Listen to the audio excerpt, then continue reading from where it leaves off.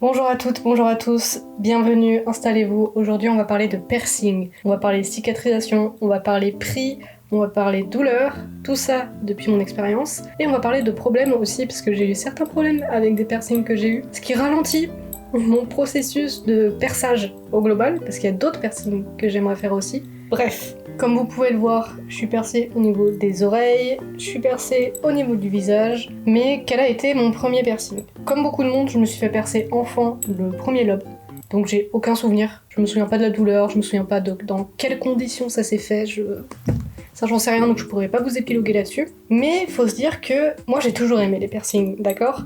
Donc très tôt j'ai voulu en avoir. Dès le collège, quand je me suis rendu compte que c'était possible, je voulais absolument me faire percer, bien sûr. Je n'avais pas l'autorisation, sinon c'est pas marrant. Donc j'ai pu me faire mes premiers piercings avec mes propres petits sous, tout ça, à mes 19 ans, je crois, j'ai passé le cap. Et qu'est-ce que j'ai fait? Eh ben je me suis fait le deuxième trou du lobe. Voilà, tout simplement. Donc j'ai eu aucun problème. Niveau douleur, easy, franchement tu sens à peine l'aiguille, ça chauffe mais ça fait pas mal. Et niveau cicatrisation, le lobe ça se passe très bien, t'as juste le lobe qui va légèrement gonfler mais ça c'est histoire d'une semaine et franchement ça se ressent pas et t'as pas trop moyen de te raccrocher. Donc aucun souci majeur là-dessus, vraiment les lobes ça s'est bien passé dans la cicatrisation. Et donc vu que ça se passait très bien et que j'aimais beaucoup, 2 semaines plus tard, je suis retournée chez ma perceuse pour me faire les troisièmes lobes et l'hélix. Je sais pas si vous le verrez à cause de ma coupe de cheveux. Troisième lobe, aucun souci.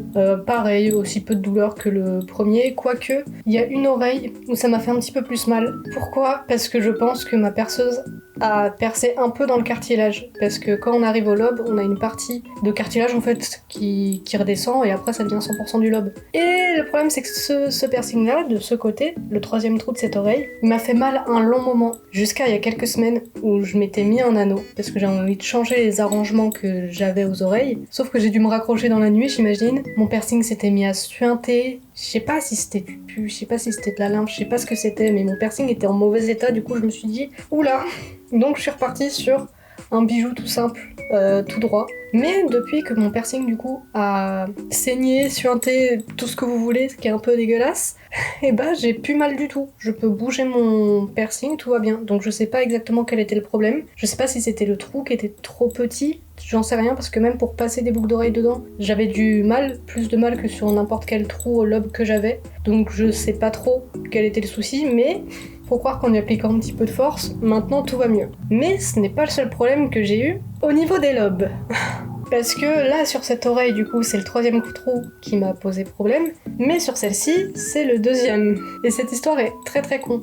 En fait, vous voyez cette boucle d'oreille, cette paire que j'ai juste ici, celle-là, voilà, avec deux... En fait, c'est une boucle d'oreille qui va sur deux trous avec une petite chaîne qui les relie. Et ben, je l'avais aussi de l'autre côté, avant. Sauf que mon oreille commençait à me faire un petit peu mal. Et à un moment donné, je me disais... Il y a un problème, il y a quelque chose qui va pas. Mais j'ai laissé traîner parce que je suis con, j'aurais dû instantanément aller chez le perceur mais je l'ai pas fait. Et du coup j'ai laissé le temps passer et un jour je me suis dit vraiment ça me démange, il y a un truc qui va pas. J'ai essayé de retirer ma boucle d'oreille, donc le troisième trou, aucun problème. Le deuxième trou, c'était un enfer. Parce que je pense que la perceuse chez laquelle je suis allée pour passer du bijou de pose à celui-ci du coup, mais de ce côté, je pense qu'elle a beaucoup trop serré les attaches parce que c'est des attaches papillons. Et je pense qu'elle l'a beaucoup trop collé à mon oreille, ce qui fait que le bijou a littéralement fusionné avec mon oreille. Voilà, je pense que mon lobe avait gonflé et l'attache était juste beaucoup trop collée à mon lobe, ce qui fait que j'ai ces images à vous montrer. Je suis ravie de ce qui se passe. Je sais même pas si on pourra voir, frère. Je sais pas si ça se voit. Je suis en sang, c'est top.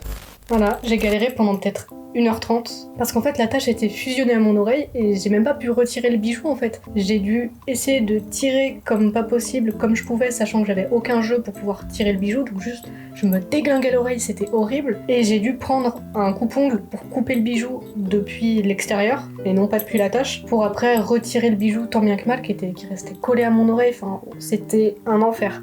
Donc faites bien attention quand vous vous mettez des bijoux, quand vous les attachez j'attachais jamais à fond. Quand la perceuse m'avait mis le bijou, j'avais senti que ça m'avait serré un peu, mais après je sentais plus rien, donc je me suis pas posé plus de questions que ça. Mais faites vraiment attention à avoir du jeu dans vos piercings, parce que sinon vous vous retrouvez avec de la peau qui fusionne, un trou énorme, et franchement je savais pas du coup si mon trou s'était vraiment agrandi. Là maintenant tout s'est réparé, tout s'est cicatrisé, tout va bien. Donc mon trou est en bonne forme, et j'ai pas l'impression qu'il soit agrandi, mais voilà, faites attention, ne serrez pas trop vos bijoux. Bref, l'épopée des lobes étant terminée, je vais vous parler de l'hélix. Et j'ai une autre épopée à vous conter là-dessus parce que je me rends compte que mon corps cicatrise très mal. C'est ça aussi qui ralentit mon processus de tous les piercings que j'aimerais faire. Ce qui du coup me saoule énormément. Déjà, je suis phobique du sang, donc je peux facilement tomber dans les pommes quand je fais des piercings. Et en plus, mon corps qui cicatrise mal, franchement, je crois que je force. Je force trop, mais j'adore les piercings. Bref, du coup, l'hélix. J'y suis allée, je me suis fait percer en même temps que mes 3 lobes. Il me semble qu'on m'avait fait le 3e lobe d'abord, et après on m'a fait l'hélix. Mais du coup j'étais très stressée, parce qu'encore, la douleur des lobes, aucune douleur, donc même si j'étais stressée, j'ai eu aucun problème. Autant l'hélix, vraiment je me disais ça risque de faire très mal, et du coup j'étais très stressée, j'en ai parlé à ma perceuse. Et au moment où elle passe l'aiguille, j'ai jamais ressenti une douleur de ce type. C'est pas que c'était excessivement douloureux, parce que je m'attendais à pire, mais à cause du stress et à cause de nouveaux types de douleurs que je découvrais, j'ai eu une chute de tension. Et vraiment un truc que vous devez savoir, et faites-le s'il vous plaît. Si vous savez que vous êtes stressé, parlez-en à votre perceur, déjà, qui saura vous rassurer et tout ça, mais en plus, si vous savez que vous êtes sujet à avoir des chutes de tension, ou des choses du style, ou même si vous n'êtes pas sujet à ça, mais que d'un coup vous sentez que vous êtes en train de partir, dites-le à votre perceur avant de tout commencer. Parce qu'il y a des perceurs qui m'ont raconté que, justement, c'était sympathique que je leur dise que je peux potentiellement me sentir mal après le piercing, parce qu'il y en a qui ne disent rien, et du coup qui, en se relevant, chute. Et je pense que vraiment ça vous donne pas une bonne expérience et ça fait pas plaisir aux perceurs non plus, donc faites attention à vous, soyez prévoyants et faites attention aussi aux perceurs. Communiquez, parce que quand même ça reste votre corps qui subit quelque chose, donc c'est normal si vous vous sentez pas bien derrière. Les perceurs connaissent, ils sont compréhensifs, il n'y a pas de problème. Bref, parlez et prenez le temps de vous en remettre si vous avez besoin de temps, ils vous donneront de l'eau, du sucre, tout ça, il n'y a pas de problème, c'est leur métier.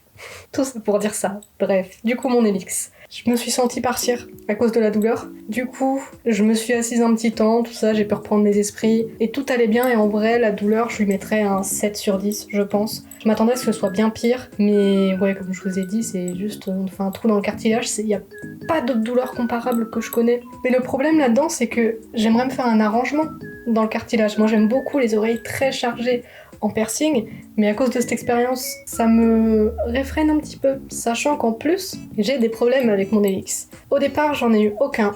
Mon hélix cicatrisait très bien, tout se passait divinement bien, jusqu'à à peu près 6 mois, je dirais, un truc du genre, où mon oreille a commencé un petit peu à gonfler autour du bijou, mais je me suis dit, ouais, je sais pas, c'est bizarre, mais c'était pas excessif, donc je me disais tant pis. Et au bout d'un certain temps, quand j'ai pu changer mon bijou en anneau, du coup j'ai parlé de ça à la perceuse, qui a quand même accepté de me mettre un anneau, et elle m'a dit que c'était rien d'inquiétant, c'était juste, bon ça gonflait mais c'est pas grave, et quand elle m'a passé l'anneau, mon trou s'est mis à saigner. Mais en soi ça m'a fait dégonfler la petite excroissance qui commençait à se former, donc tant mieux, j'avais mon anneau, tout allait bien, mon oreille était dégonflée, sauf que c'est revenu au bout d'1 mois. Et là, pour le coup, j'ai toujours une petite excroissance au niveau de l'oreille. Je sais pas ce que c'est exactement, mais du coup j'en ai parlé à d'autres perceurs avec le temps, qui m'ont dit que à tout moment, mon piercing est cicatrisé comme ça, donc si je veux retirer ça, faudrait que je passe chez un dermatologue, ce qui est un petit peu chiant du coup. J'aurais dû soigner mon oreille plus tôt, je l'ai pas fait, voilà, maintenant je l'ai dans la gueule. Après je devrais essayer l'huile de tea tree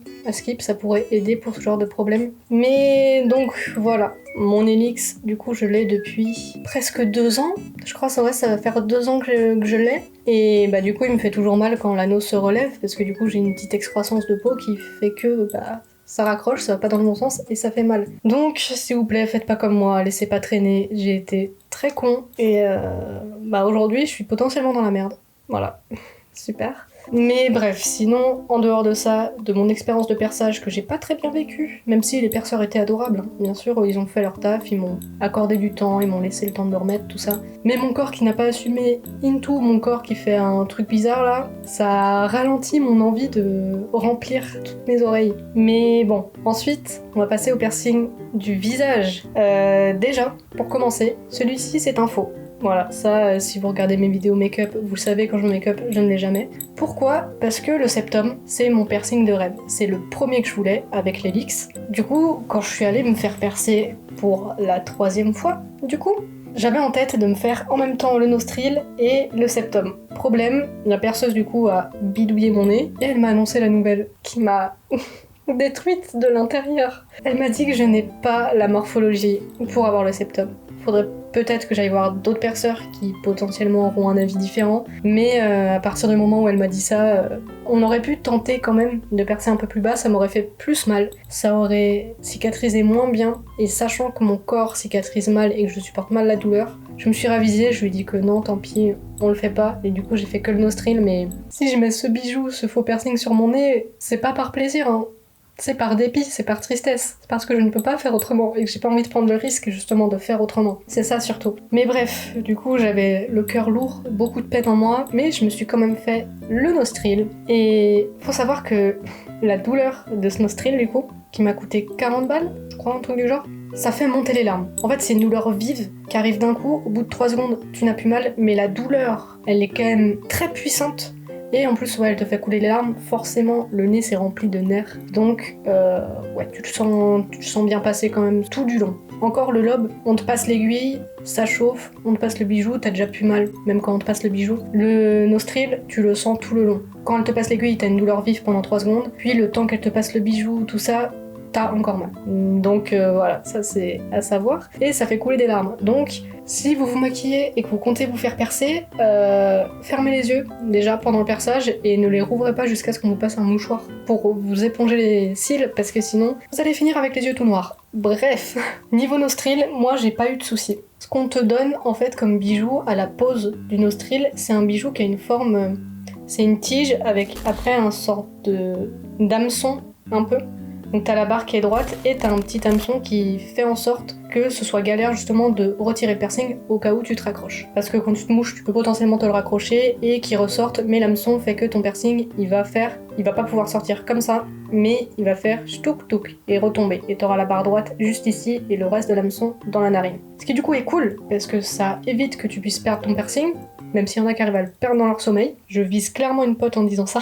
Mais bref, du coup c'est un peu compliqué de le perdre, mais c'est possible, donc chiant. Et en plus de ça, remettre le piercing quand il est fraîchement percé, c'est un enfer. Parce que qu'il soit encore dans ton nez et du coup que tu doives triturer ton nez pour essayer de le replacer, c'est compliqué, c'est faisable, mais c'est compliqué, ça peut te faire mal. Mais s'il tombe réellement, essayez pas en boucle de remettre le bijou. Essayez 2-3 fois de le remettre, sinon retournez chez votre perceur, sinon vous risquez juste déjà de vous faire mal d'une et d'irriter le canal en fait et du coup d'avoir des problèmes. Donc bref, moi ce que je vous conseille quand vous faites percer le nostril, c'est d'éviter de vous moucher un max déjà sur les premières semaines, le temps que vous ayez plus trop mal, comme ça si vous vous raccrochez à un moment donné, vous pourrez essayer de le remettre sans avoir trop de douleur.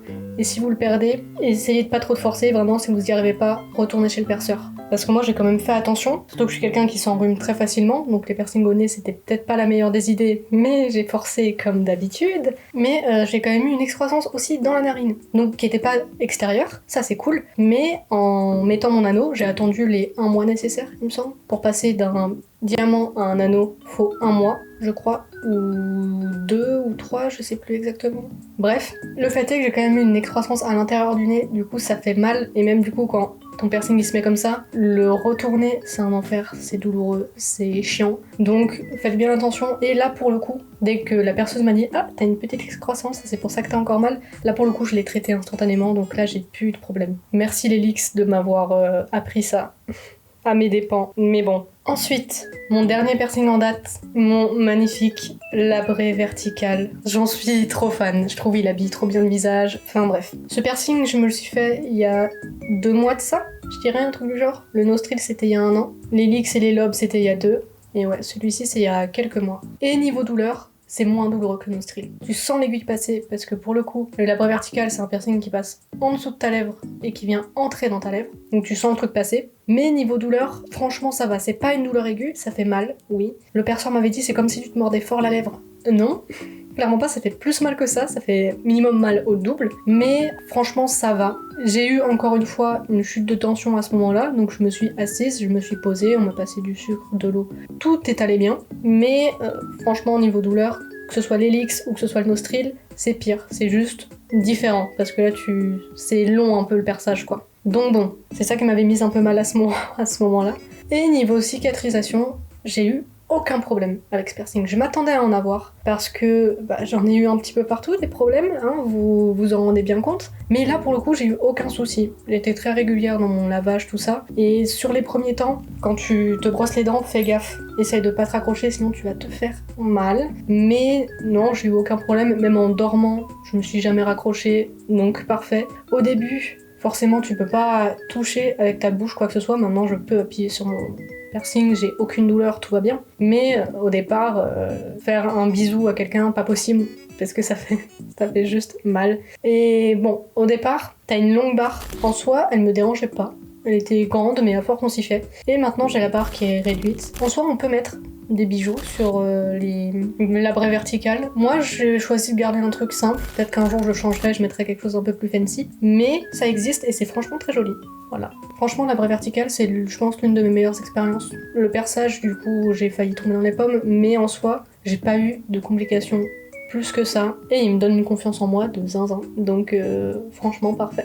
J'ai pu changer la barre au bout d'1 mois. Je vois certaines personnes qui disent sur les réseaux qu'ils changent leur barre au bout de 2 semaines, mais perso je vous le conseille pas. Pourquoi ? Parce que au bout de 2 semaines, certes ton piercing pourrait être changé, mais il est pas encore très bien cicatrisé, donc faire passer une nouvelle barre dedans, ça risquerait peut-être d'irriter la zone, donc évitez-le un maximum, et aussi évitez de jouer avec vos piercings. Je l'ai toujours pas dit, mais ça c'est la base, que ce soit le nostril, les oreilles, tout, partout, et surtout la bouche, parce qu'il y en a beaucoup qui du coup le jouent avec, mais évitez de le faire. Parce qu'en fait ça peut juste vous causer des problèmes, donc laissez-les faire leur vie, jouez avec quand ils sont cicatrisés si vous voulez, ça c'est votre dos, mais au moins le temps de la cicatrisation, laissez-les faire leur vie, sinon vous risquez vraiment de vous donner des soucis, et c'est pas la peine.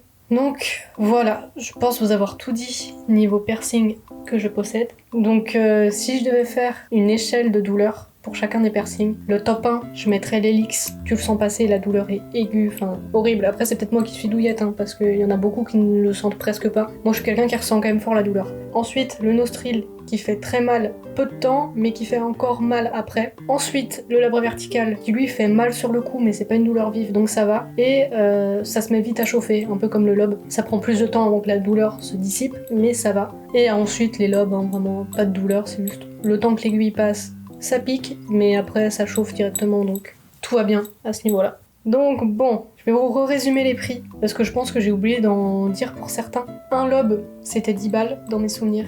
Helix, 35 balles dans mes souvenirs aussi. 35 pour le nostril et 50 pour le labré vertical. Et ce qu'il faut garder en tête aussi, quand vous allez vous faire percer pour la première fois, c'est que vous aurez des charges en plus qui seront les soins que vous devriez acheter et sur lesquels soyez vraiment réguliers, sinon vous allez avoir des problèmes. Rien que moi, j'ai eu des problèmes alors que dans mes soins, j'étais très régulière. Donc faites pas les cons et comptez, je pense, minimum 15-20 balles de soins à devoir acheter en dehors du piercing en lui-même. Surtout qu'en plus, faut penser au moment où vous voudrez changer le bijou. Donc selon le prix de votre bijou, c'est encore des sous à mettre. Donc calculez tout ça. Si vous n'avez pas beaucoup de thunes et que vous voulez vous faire des piercings, ne prenez pas en compte que le prix du perçage. Prenez en compte tout le reste. Donc avec les soins et avec le bijou que vous voudrez après. Parce que en termes de bijoux, ne prenez pas de la merde.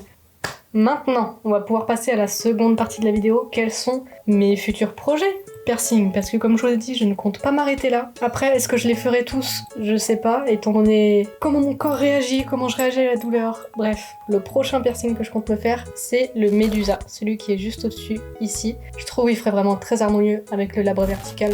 Le seul truc qui me fait chier, c'est que faut faire gaffe à la matière que tu mets dans ta bouche, parce qu'il y a certaines matières qui peuvent t'abîmer les dents, abîmer les gencives. J'ai la flemme de ça. C'est comme au tout départ quand j'étais jeune, quand j'étais ado, je voulais me faire le smiley, c'est-à-dire celui qui est dans la bouche. Problème, celui-ci, dans tous les cas, il abîme les dents, il abîme les gencives, donc c'est la seule chose qui me retient de le faire parce que je le trouve magnifique. Niveau douleur, c'est rien du tout, mais hors de question que j'abîme mes dents avec des piercings. C'est pour ça d'ailleurs que j'ai fait le labré vertical et non pas juste le labré, parce que je trouve ça très joli, mais j'ai vraiment pas envie d'abîmer mes dents. Donc soyez conscient des risques aussi quand vous voulez vous faire un piercing, parce que les risques sont différents selon les types de piercing et les risques de rejet aussi. Si vous faites des piercings de surface, type œil de chat, qui est aussi un piercing que j'aimerais beaucoup avoir, mais le risque de rejet est très fort. Il y a tellement juste de la peau qui tient le truc, quoi, donc tu peux te raccrocher si tu te prends un coup, enfin bref, c'est des piercings compliqués, flemme de ça, donc personnellement je ne les ferai pas. Mais l'œil de chat ou même le microdermal, j'aimerais beaucoup le faire. Mais connaissant la capacité cicatrisante de mon corps, mauvaise idée. Donc, je disais, le prochain en date, c'est le Médusa. Ce que j'aimerais faire aussi, ce serait l'arcade, mais tout comme l'œil de chat, c'est des piercings de surface, et j'ai pas envie de prendre le risque d'un rejet, donc je pense que ce projet sera avorté. Je me referai aussi potentiellement un autre nostril, j'en suis pas sûre, mais peut-être, un jour ou l'autre. Et niveau piercing sur le corps, j'aimerais me faire le nombril. Ça, c'est un piercing que je veux aussi depuis très longtemps. Problème, la cicatrisation est très longue, et en plus, on peut se raccrocher, et flemme, et surtout, je suis quelqu'un qui dort sur le ventre. Et quand tu te fais percer le nombril, faut surtout pas dormir sur le ventre, justement pour éviter les raccros et tout ça. Donc chiant,